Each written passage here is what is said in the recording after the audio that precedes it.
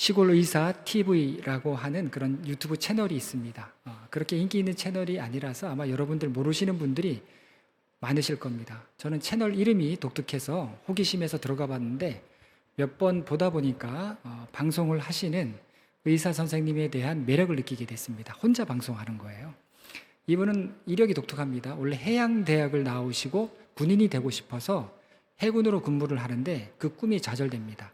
장기 복무가 안 돼서 그냥 제대를 하게 됩니다.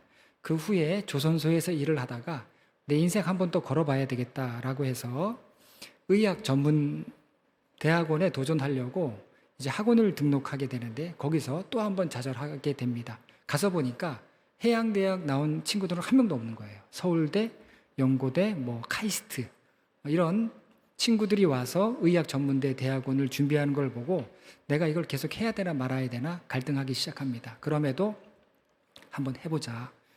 그렇게 결정을 하고 쉽지 않았는데 도전을 합니다. 자, 그런데 합격을 하고 의사가 되죠. 그래서 경상남도 한 시골에 작은 의원을 차리게 됩니다.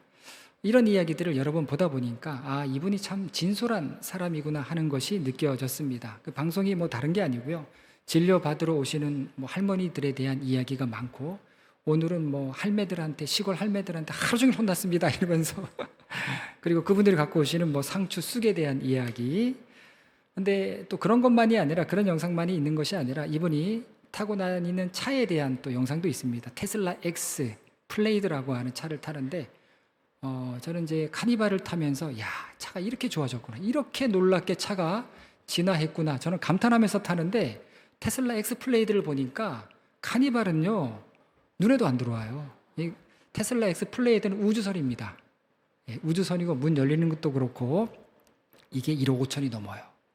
카니발 몇 대 살 수 있는 그런 차입니다. 이런 차를 영상에서 이렇게 이야기합니다. 그리고 자기가 입는 옷, 슬리퍼, 머리는 다 헝클어져서 이렇게 방송을 하는데 이거 아주 비싼 거라고 자기 와이프가 사준다고. 와이프도 의학 전문 대학원 준비할 때 학원에서 만난 그런 사람이었는데 이 와이프는 잘 나간다는 거예요. 잘 나가는 의사인데 나는 시골에서 매년 매출이 감소하는 그런 시골 의사이기 때문에 모든 걸 다 와이프가 사준다. 이렇게 주저리 영상을 찍어요. 대개 점심시간에 진료실에서 아니면 혼자 점심시간에 밖에 나가서 야외 나가서 삼각김밥 아니면 플레이크 아니면 이런 그 김밥 같은 거 먹으면서 영상을 찍습니다. 그러면서 또 자기 삶이 참 깝깝하게 느껴진다 이런 이야기도 합니다. 평생 시골에서 그 작은 진료실에서 살아갈 생각을 하니까 깝깝하다 이런 이야기를 해요. 40 초반 정도 된 것 같은데. 그리고 또 자기가 다니는 교회 이야기도 합니다. 나중에 보다 보니까 모태 교인이에요. 이분이 다니는 교회는 100년이 넘은 그런 오래된 교회인데 시골 교회라서 좀 깝깝하다. 실제 그분이 그런 표현을 씁니다. 또 다른 영상에서는 폐허가 된 시골 교회 공터에 앉아서 김밥을 먹으면서 신앙에 대한 또 그 교회에 대한 소회를 이야기하는 영상도 있습니다. 그래서 묘한 매력을 느껴서 계속 영상을 봤는데 자꾸 보다 보니까 은혜로운 설교를 들은 것 이상으로 잔잔한 감동을 제가 받았습니다. 진료실에서 하나님에 대한 이야기를 해요. 거룩하게 이야기하지 않습니다. 그리고 또 어느 날은 성경을 들고서 매일 읽지는 못해도 그래도 성경을 읽으려고 한다라고 하는 말, 가식이 없이 그렇게 이야기를 합니다. 전도서를 좋아한다라고 하는 그런 말을 합니다. 근데 거룩하고 은혜로운 방식이 아니에요. 말도 굉장히 투박합니다. 사투리도 강해요. 순화되고 신앙적인 언어로 이야기를 하는 것이 아닙니다. 그렇다고 전도 목적이 있는 것도 아니에요. 모르고 보면 괴짜예요. 이 사람이 지금 뭘 얘기하려고 하는 건가? 그런데 계속 보다 보니까 뭔가 느껴지는 게 있어요. 언제부턴가 이분의 영상에 댓글이 달리기 시작하는데 어떤 영상에는 2,000개 이상의 댓글이 달리기 시작합니다. 아주 유명한 목사님들의 설교에 달리는 것 같은 그런 댓글들. 내가 의사 선생님 영상을 보니까 나도 교회 가고 싶습니다. 교회 다니다가 교회 안 다니는데 다시 교회 가고 싶습니다. 라고 하는 그런 댓글들이 무수하게 달리는 것을 보게 됩니다. 특별할 거 없습니다. 자기 생각, 자기 신앙, 자기 일상에 대한 이야기인데 이것이 많은 사람들에게 조금씩 조금씩 누룩처럼 퍼져나가듯이 영향을 미치는 것을 보게 됩니다. 제가 영상을 보다가 어느 순간 확 뭔가 마음속에서 깨닫는 것이 있었습니다. 여러분, 우리가 살아가는 공간은요, 시골 의사의 말처럼 답답할 때가 많아요. 깝깝할 때가 많습니다. 어디 가도 치열하고 사람이 많고 정신이 없고 미래도 없어 보이고 내가 언제까지 이렇게 살아가야 될까? 그게 우리가 살아가는 공간입니다. 직장 생활도 그렇죠. 공간이죠. 내가 언제까지 여기서 이렇게 일을 하면서 살아갈 수 있을까? 때로 집도 그래요. 집도 굉장히 깝깝하게 느껴질 때도 있습니다. 여러분, 교회는 안 그렇습니까? 교회도 깝깝할 때가 있어요. 교회도 폐허로 변하는 세상입니다. 부목사 때는요, 제일 힘들었던 게 뭐 다른 게 힘든 게 아니라 교회 옆에 바로 사택이 붙어 있다라고 하는 거. 이게 정신적으로 엄청난 압박감을 줍니다. 그래서 제가 저희 교회에 전도사님들한테 늘 이야기하는 거, 전도사님들은 그런 것들을 아직 안 겪어봐서 잘 모르는 것 같은데 시작하면서 저는 혼내요. 너희들 아직 한참 멀었다. 깨달으려면 한참 멀었다.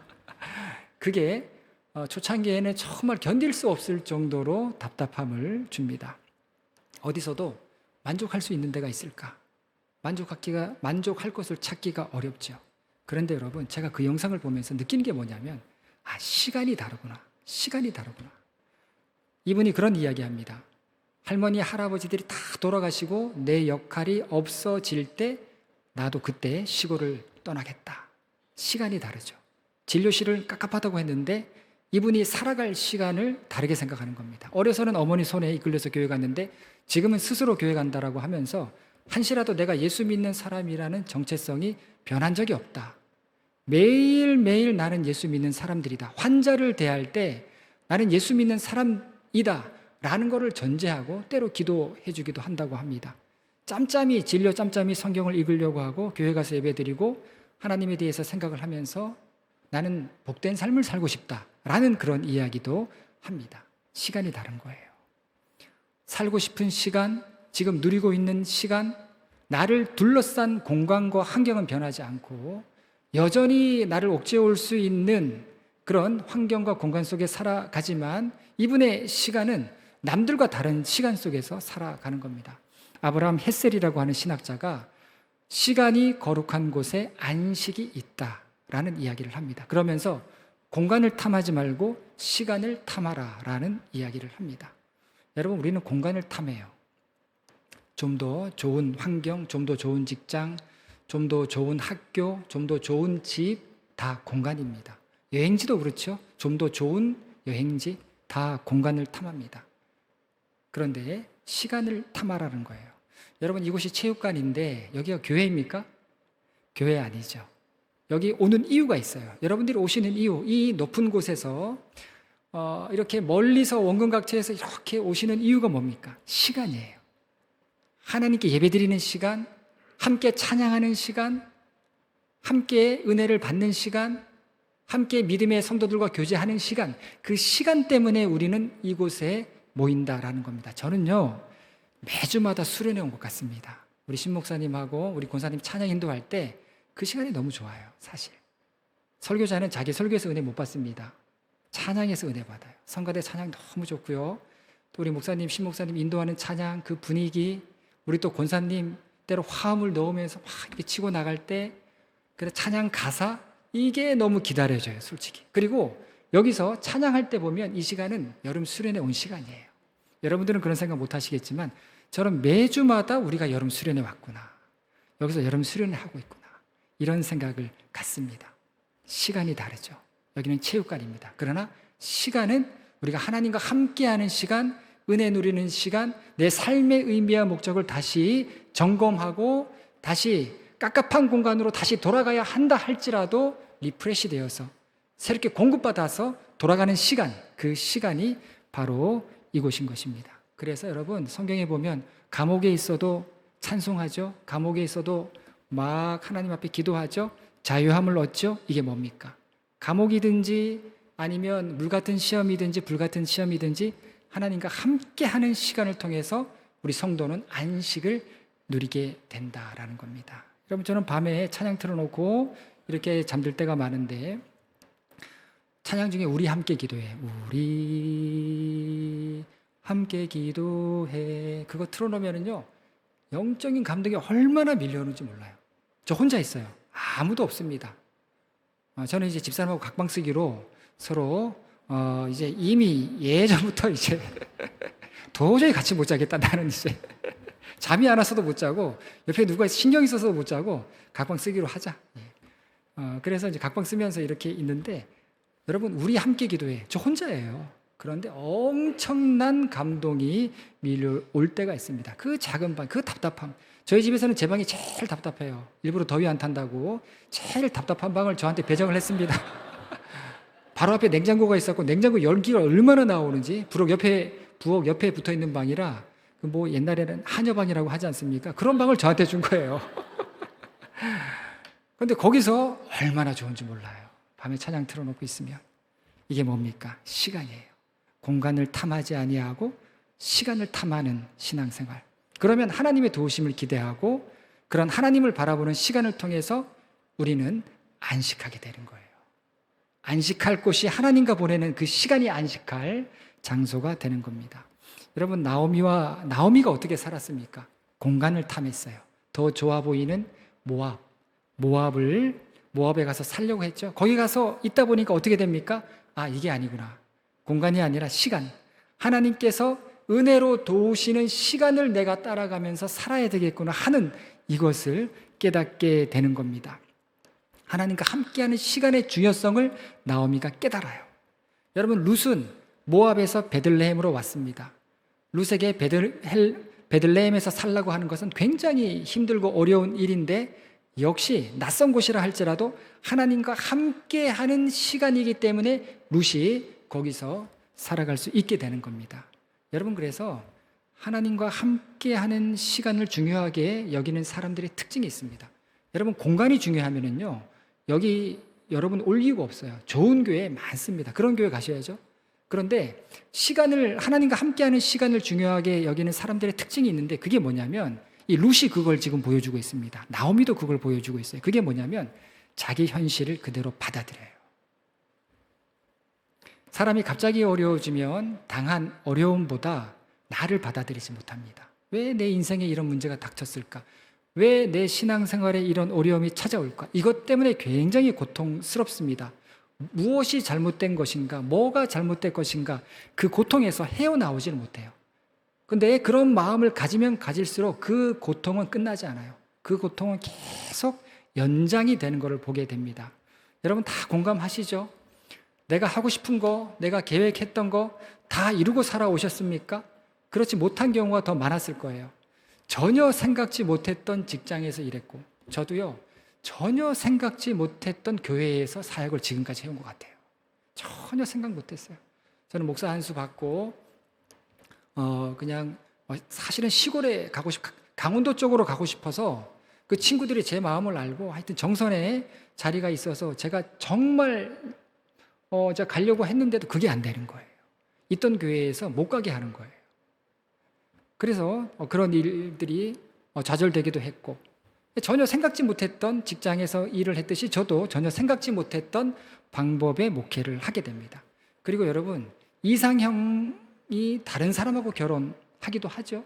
저희 집사람 맨날 저보고 하는 얘기가 저하고 결혼할 줄은 상상도 못했다고. 그게 축복인데 그죠? 예. 그리고 여러분 일도 생각지 못했던 곳에서 살아요. 전혀 예기치 못했던 실패를 당하는 경우가 부지기수입니다. 불교에서 8가지 바람을 조심하라고 하는데 8가지 바람은커녕 한 가지 바람만 불어도 우리는 막 흔들려요. 그러니까 내 인생은 내가 끌고 가는 것 같은데 실은 인생이 나를 끌고 가는 것을 보게 됩니다. 여러분 이렇게 인생이라고 하는 항해는 예측 불허의 사건 투성이가 많아서요 그냥 체념하기는 쉬워요. 그래 이게 인생이지 이게 그냥 운명이지 다들 그렇게 살아가지 그냥 체념하기는 쉬운데 이거를 받아들이기는 쉽지 않습니다. 그런데 룻은 받아들여요. 아주 버림받고 외롭고 비참해진 그 낮은 자리에서 자기 삶을 다시 시작하는 것을 보게 됩니다. 밑바닥이었죠. 당시 가장 비천한 사람들이 남들이 농사 짓고 남긴 그 이삭을 주어서 끼니를 때우면서 이어갔는데 그런 삶을 살아갑니다. 그런데 룻은요, 그렇게 살아갈지라도 하나님과 함께하는 그런 시간을 누리고 있었던 것입니다. 그렇기 때문에 룻이 그런 비천한 자리에서도 은혜를 구하고 나오미를 돌보면서 하루하루 삶을 이어가게 되는 것을 보게 됩니다. 뿐만이 아니라 가장 낮은 자리가, 비천한 자리가 하나님이 예비하신 사람 보아스를 만나는 자리가 되는 것을 보게 됩니다. 여러분, 나오미는 어떻습니까? 이전까지 나오미는요, 관념적인 신앙을 갖고 있었던 것 같아요. 이스라엘 사람이라면 다 아는 믿음의 고백이 있습니다. 하나님은 우리 하나님이시고 우리 조상을 애굽에서 인도해 내신 하나님이시고 우리와 함께 하시는 하나님이시다. 이거는 당시 유대인 이스라엘 사람이라면 다 알고 있는 그런 신앙이에요. 고백이에요. 그런데 이 고백이 내 중심에서 내 삶의 체험으로 고백되는 그런 신앙이 아니라 내 머릿속에 있는 관념적으로 있는 그런 고백이라는 것입니다. 그럼 하나님은 내 머릿속에만 알고 있는 하나님이 되는데 이 관념적인 신앙은 실체적인 믿음으로 바뀌어야 되는데 실체적인 믿음으로 바뀔 때에 내 삶에 구체적으로 역사하시는 하나님, 지금도 우리를 위하여서 일하시는 하나님을 내가 고백할 수 있게 되는 것입니다. 여러분, 이 관념적인 신앙은요, 뭔가 좀 착각하게 만듭니다. 뭘 착각하게 만드냐면 신앙의 믿음의 중요성을 잘 느끼지 못하게 만들어요. 그리고 나도 믿음이 있다, 나도 알고 있다, 이렇게 만들어요. 되게 어려서부터 부모님을 따라서 신앙생활을 했던 자녀들이 관념적인 신앙을 갖고 있습니다. 제가 저희 아이들 봐도 이 관념적인 신앙을 갖고 있는 거를 보게 됩니다. 제가 자꾸 얘기하면 얘기하지 말라고, 듣기 싫다고, 이제 얘기하지 말라고, 어려서부터 맨날 그런 얘기 들었는데 그만하라고. 그러면서 둘째는 이제 뭐라고 이야기하냐면 고등학교 때 자기는 다른 교회 갈 수 있다고, 그런 이야기까지 합니다. 그래서 제가 왜 그러냐, 가면 안 된다 그러니까 나한테 그런 소리 하지도 말라고 막 그러면서, 사실 목회자들이 일부러 다른 교회 보내기도 해요.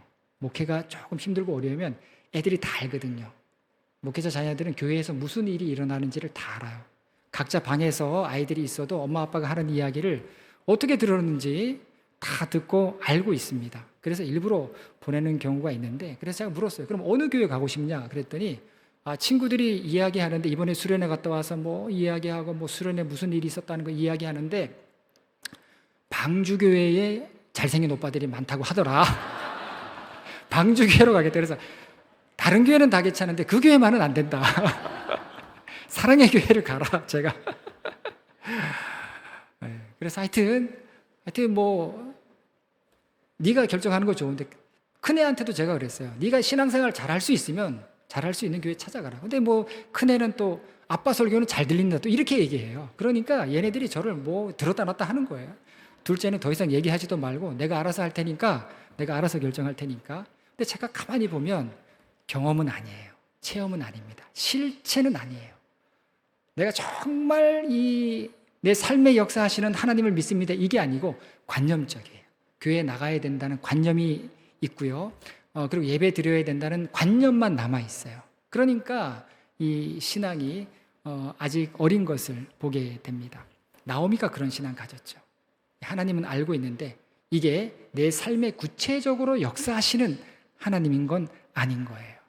자, 그런데 이 관념적인 신앙이 어떤 계기가 되어서 정말 하나님을 경험하게 되면 그때부터 실체적인 신앙인의 모습을 갖게 됩니다. 그때부터는요, 내가 할 수 있는 게 없다고 고백해요. 하나님이 하셔야 된다고, 하나님이 도와주셔야 된다고, 하나님이 인도하셔야 된다고, 하나님 함께 하셔야 한다고 그런 고백을 하게 됩니다. 룻이 보아스의 밭에서 많은 곡식을 얻어왔을 때 드디어 나오미는 하나님의 실체에 대해서 보게 됩니다. 하나님이 자신과 룻을 통해서 기대하시는 일이 있다는 것을 알게 돼요. 그러면서 나오미는 이삭을 줍는 일보다 그 이상으로 중요한 일이 있음을 깨닫고 룻에게 그것을 이야기합니다. 1절 말씀이죠. 룻의 시어머니 나오미가 그에게 이르되 내 딸아, 내가 너를 위하여 안식할 곳을 구하여 너를 복되게 하여야 하지 않겠느냐. 너의 삶이 이삭 줍는 것에만 달려있지 않다는 거예요. 너에게 정말로 필요한 것은 하루 이삭을 얼만큼 주었느냐, 그것이 아니라는 거예요. 배고픔이 해결되는 인간적인 풍요로움보다 더 풍요로운 은혜가 있는데, 그것이 무엇인지 아직 구체적으로 깨닫지는 못해도 너는 안식할 곳을 구하여야 되고 너를 복되게 하는 삶을 살아야 된다라는 것을 나오미가 룻에게 알려준 것입니다. 나오미는 뭔가 지금 깨닫고 있어요. 하나님께서 뭔가 하시겠구나. 하나님께서 뭔가 우리에게 어떤 마음을 주시고 이 마음을 통해서 하나님께서 이루려고 하시는 그런 일들이 있구나 하는 걸 깨닫기 시작했습니다. 그런데 여러분, 이때 이삭 죽기에만 혈안되어 있으면 하나님께서 뭔가 사인을 보내주실 때 몰라요.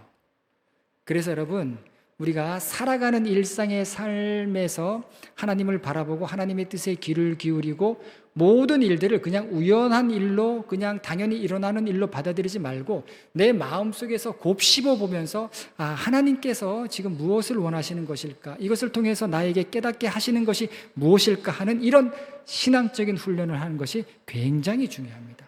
대개는요, 이삭 줍는 일에, 살아가는 일에, 먹고 사는 일 때문에 신앙적으로 생각할 수 없어요. 그러나 나오미는 지금 이삭 줍는 일을 통해서 하나님께서 뭔가 계획하신다는 것을 새롭게 깨닫고 여기에 내 사명이 있음을 깨닫습니다. 나오미가 자기 잘 살자고 지금 이러는 게 아니고요, 룻에게 네가 안식할 곳을 찾아야 할 것이고 너의 삶이 복되게 해야 된다. 내가 그 일을 위해서 내가 지금부터 뭔가 하려고 한다.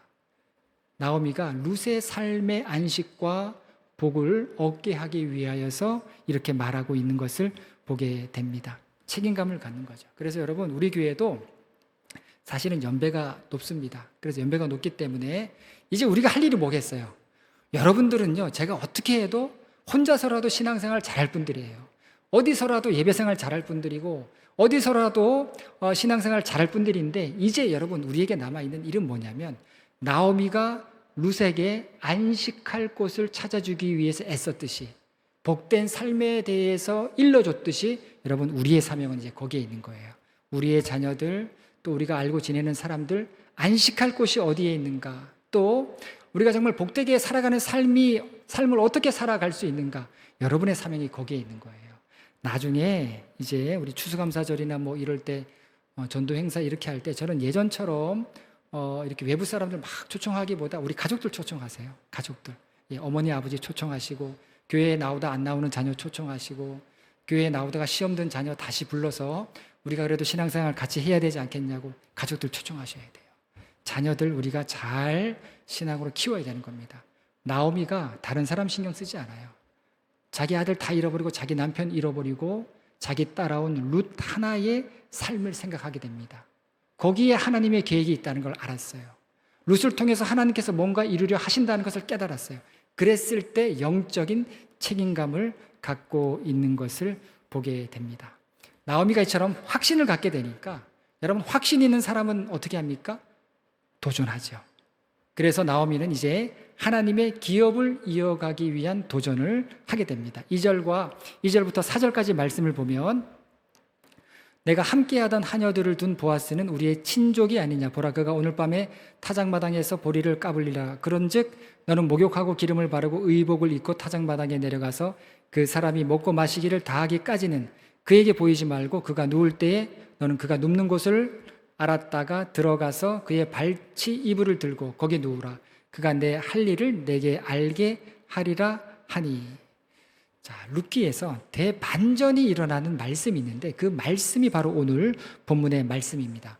2절에서 4절까지의 말씀을 요약하면, 오늘 밤에 보아스가 그의 종들과 보리를 타작하는데 룻에게 뭐라고 이야기했습니까? 너는 목욕을 하고 기름을 바르고 향수를 바르고 옷을 갈아입고 타작마당에 조용히 가서 다른 사람에게 눈에 띄지 말고, 보아스가 잠들러 들어갈 때 거기로 들어가서 그의 발치에서 같이 누워서 자라. 이런 이야기입니다. 목욕을 하고 기름을 바르고 좋은 옷을 입었다라고 하는 거, 이거는 신부가 신랑을 맞을 때의 모습입니다. 이제 과부의 옷을 벗으라는 거예요. 분명히 룻은 자신이 남편을 잃고 과부가 되었다라고 하는 그런 표시 나는 옷을 입었을 것입니다. 이제 그 옷을 벗고 신부의 옷을 입으라는 거예요. 이제는 일시적인 배부름이 아니라 하나님이 주시는 안식을 누릴 때가 되었다. 그 확신을 하나님께서 내게 주셨다. 너도 준비해야 된다라는 겁니다. 이 안식은요, 룻에게 결혼을 의미했어요. 보아스와 결혼을 해서 자손을 낳고 끊어져 버린 하나님의 기업을 이어가는 것을 의미했습니다. 이 일에 나오미가 확신이 든 거예요. 그러니까 도전하게 됩니다. 여러분, 신앙생활은 한 번쯤 걸어보셔야 돼요. 먹고 사는 문제도 한 번쯤 걸어보셔야 되고, 자녀 문제도 한 번쯤 걸어보셔야 되고, 또 교회 신앙생활 하다가 어려움이 찾아왔을 때 내가 정말 죽는 심정을 한번 걸어보셔야 돼요. 한번 걸어보실 때 그 신앙이 성장하는 것을 보게 됩니다. 먹고 사는 문제를 할지라도 벌벌 떨지 마시고 하나님이 먹이신다는 믿음, 하나님이 함께 하신다는 믿음을 갖고 결단하는 그 믿음이 중요한 거예요. 내가 믿음으로 한번 해보겠다. 내가 믿음으로 한번 지켜보겠다. 믿음으로 한번 버텨보겠다. 각오하고 결단하고 나가는 사람을 하나님께서 받으시고 쓰시는 것을 보게 됩니다. 여러분, 교회가 아무리 미래가 어떻고 인구수가 줄고 해도요, 제가 가만히 보니까 젊은 목회자들 중에 각오한 친구들이 있어요.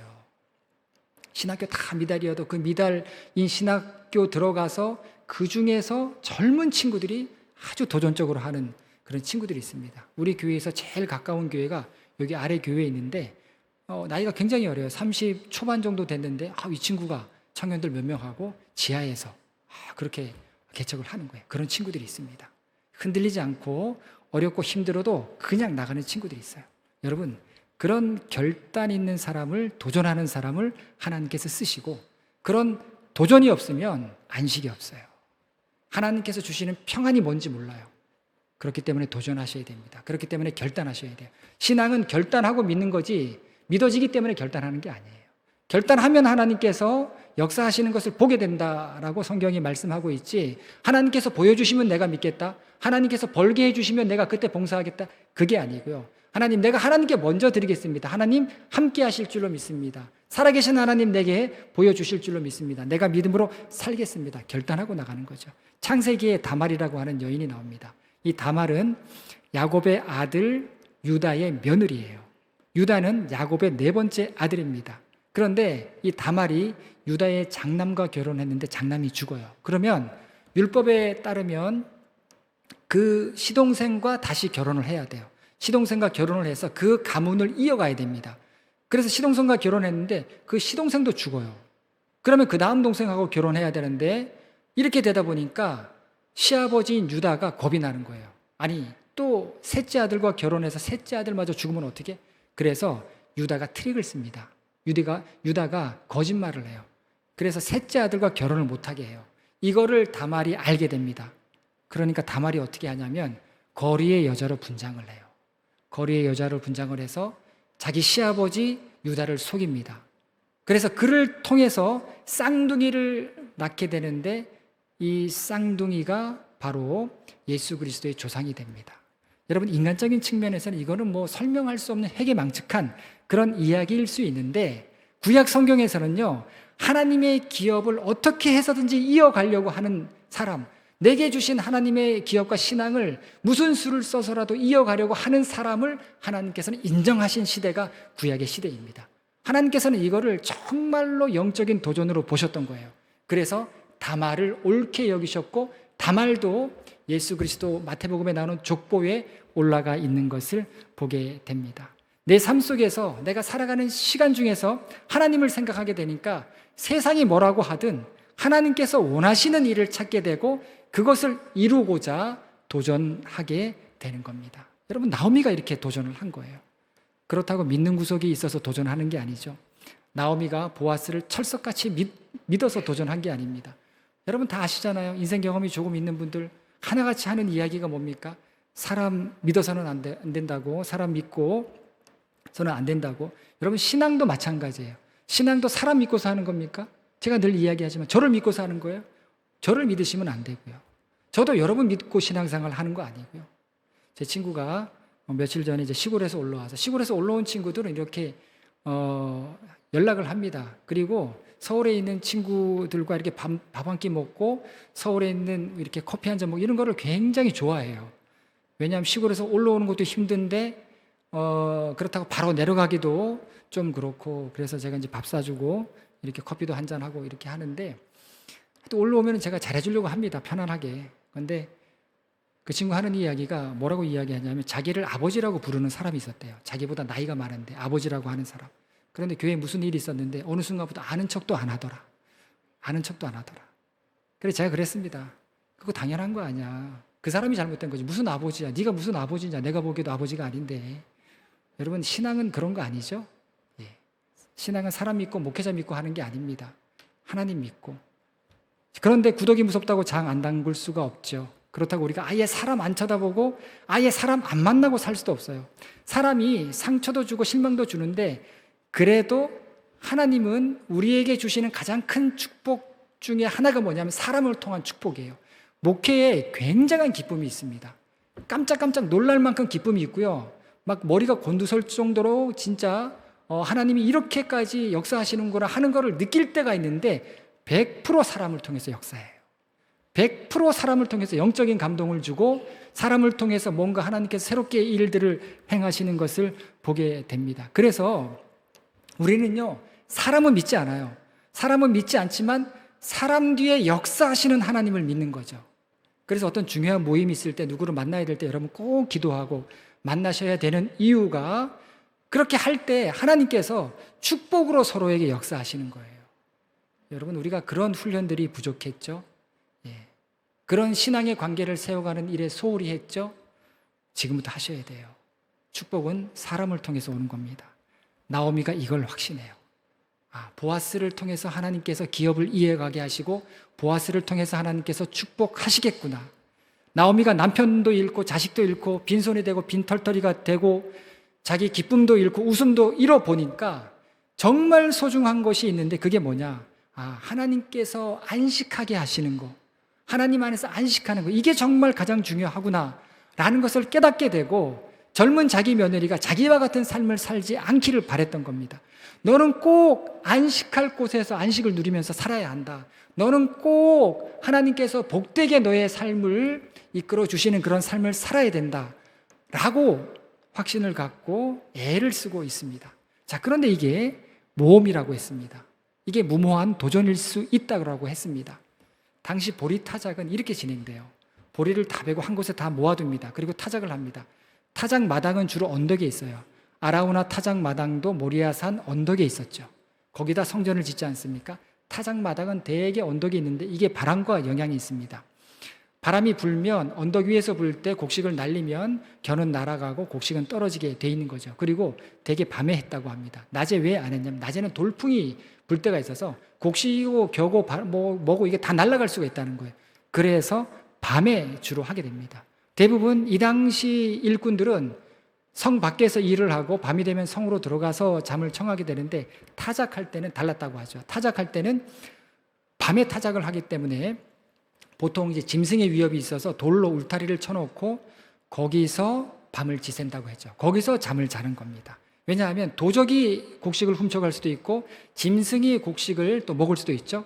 그래서 타작마당 주변에서 잠을 잤다는 거예요. 그런데 남자들이 주로 이 일을 담당했는데, 남자들이 타작마당 돌틈에서 잠을 잘 때 이때를 유혹하는 여자들이 있었다는 거예요. 이런 문화적 맥락에서 탈곡할 때 타작마당은 요즘 말로 하면 불법적인 장소가 되었던 겁니다. 그래서 도전이에요. 그의 발치 이불을 들고 거기 누우라. 나오미가 룻에게 이런 얘기했죠. 발치 이불을 들고 거기 누우라. 여기에는 여러 가지 해석을 할 수 있는데, 발치라고 하는 표현이 당시 성적인 표현 중에 하나이기도 했어요. 자칫하면 룻은 아주 나쁜 목적으로 의도적으로 베들레헴의 유력한 사람이었던 보아스에게 접근한 것으로 비춰질 수가 있는 거예요. 여러분, 이때가 사사시대라고 했죠. 이런 일들이 아무렇지도 않게 일어났을 시대임을 생각할 때 나오미의 제안은 사실 굉장히 위험한 일이기도 했습니다. 어떻게 해서든지 문제가 생길 수 있어요. 하지만 나오미는 확신을 갖습니다. 분명히 보아스를 통해서 하나님께서 기업을 이어가게 하시고 하나님께서 안식할 곳을 얻게 하시고 하나님께서 복되게 하실 것이다. 이런 확신을 갖고 있으니까 어려움이 있어도 도전했고, 그리고 룻도 어떻게 합니까? 어머니의 말씀대로 내가 다 행하겠습니다. 룻도 순종합니다. 이삭을 주어서 먹고 살 수밖에 없는 소망을 가지기 힘든 비천한 상황이 오히려 이들로 하여금 세상의 그 어떤 풍요한 공간보다 하나님이 인도하시는 삶에, 하나님이 쉬게 하시는 안식의 삶에 초점 맞추어서 살아가게 했고, 그 결과 정말 하나님께서 만들어주시는 안식할 곳에 들어가는 기회를 얻게 되었던 겁니다. 여러분, 내가 하나님의 뜻 안에서 바른 신앙을 추구하게 되면은요, 하나님께서 내게 선한 목적을 주십니다. 반드시 선한 목적을 주시고, 그 선한 목적은 나에게 유익함만이 되는 것이 아니라 다른 사람들을 유익하게 해요. 나오미가 룻을 유익하게 했죠. 이게 하나님의 선한 뜻이고 목적입니다. 그러면 그 일에 또 확신을 주세요. 이렇게 해야 되겠다. 확신을 주십니다.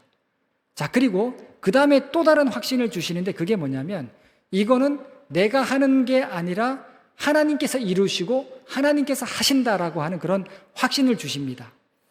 그때까지 문제도 생길 수 있어요. 그때까지 일이 잘못될 수도 있습니다. 잘 안 될 수도 있다는 불안이 함께 공존해요. 그럼에도 포기하지 않고 확신을 갖고 영적으로 도전할 때 그 모든 내가 우려했던 그런 걱정과 염려는 불식되고 하나님이 정말로 이루어 가시는 것을 보게 됩니다. 안식할 곳에서 보호받게 하시는 거예요. 여러분, 교회도 하나님이 이루어 가시는 거예요. 하나님이 앞으로도 이루어 가시고 하나님이 지금까지도 이루어 오신 거예요.